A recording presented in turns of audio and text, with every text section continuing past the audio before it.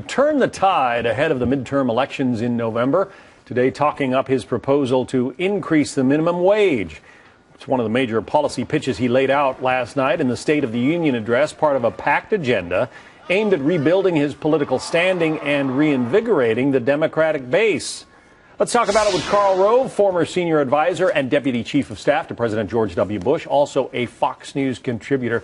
Was this a speech that was less about the State of the Union and more about the state of Democratic reelection chances in November, Karl?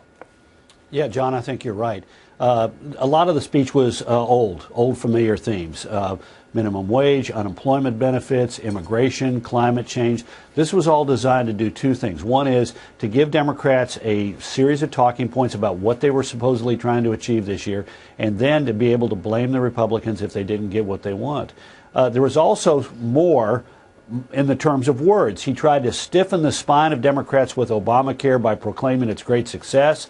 He tried to add to the meme that Democrats have of war on women by saying women are making less than men. Of course, he had no specific proposal about what he wanted to do, but again, he was just trying to add to the Democratic narrative of what they're all about.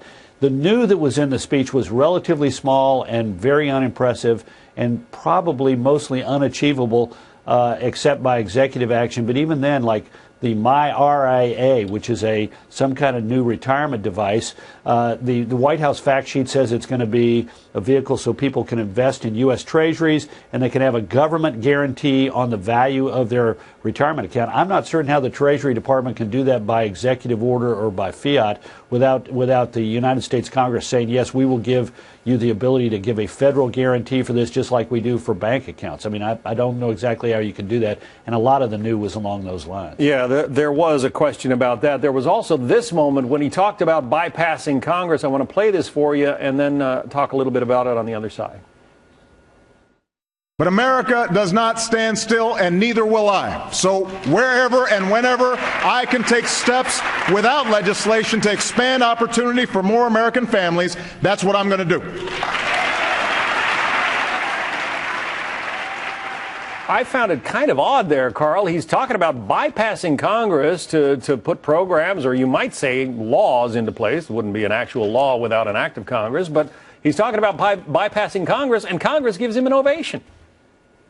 Well, the Democratic side of the House chamber rose. The Democratic senators and House members present rose, but there was nobody standing up on the right side of the House.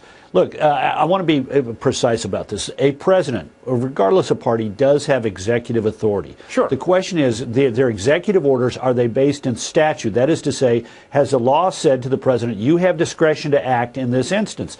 And so the test of what the president's going to do in using his pen, as he so famously said yesterday, is whether or not the actions that he takes are statutorily based. And the problem with this president is he doesn't seem to care what the law has to say. There's no statutory authority for a president to exempt an entire class of people from immigration law enforcement. And yet he did it. There's no provision in the Affordable Care Act that gives him the ability to unilaterally suspend the employer mandate. But he did it. And so the real test is going to be, is the president going to take the authority that he has to temporarily take an action under statute that could be reversed by a future president, or is he going to simply say, if Congress doesn't do what I want it to do, I don't care what the law says, I don't care what the statute says, I don't care if there's no power for me to do this, I'm going to do it, and then dare somebody to take me to court and hope that my new appointees that I've jammed on and packed the D.C. Circuit Court of Appeals uphold me and that the Supreme Court doesn't take the case. So we'll see how it plays out. I think frankly, it's more bluster and bluff than it is reality, but we'll see. Yeah, we already are. Well, the president has already taken off from Andrews Air Force Base. He's hitting the road on one of these post-State of the Union speaking tours that every president does. But it's been pointed out, what's interesting about where he's not going are the states that have Democratic senators facing re-election this year, states in which, Republican, Mitt Romney won the last time around. He's not going to places like that to buck up those senators. Why? Well, they don't want him there. That's why. They don't. We saw it recently when Senator Kagan of North Carolina made every effort. She looked like a contortionist, making certain that she was not in the state when he came to North Carolina.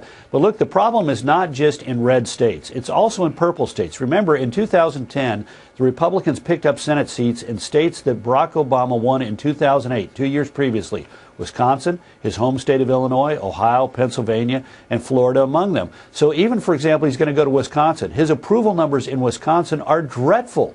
And so we're likely to see that this president, like so many before him, in his second midterm election, is not going to be a welcome visitor to a lot of places in America for political campaigns. We are going to be talking next hour with Senator John Thune about some of the electoral prospects for Democratic senators in some of these tough states. Karl Rove, thanks for giving us a preview. You bet. Thank you.